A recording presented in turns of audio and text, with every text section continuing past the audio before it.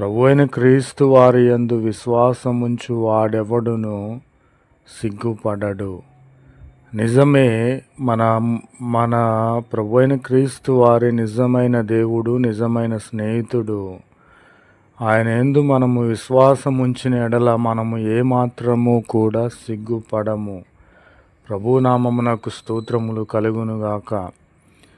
ఈ ప్రపంచములో నీవు ఏ దేశములో పుట్టినను ఒక్క ప్రభువే అందరికీ ప్రభు అయి ఉండి, ప్రభు అయిన క్రీస్తు వారే అందరికీ ప్రభు అయి రాజు అయి ఉండి, తనకు ప్రార్థన చేయు వారందరి ఎడల కృప చూపుటకు ఆయన ఐశ్వర్యవంతుడై ఉన్నాడు.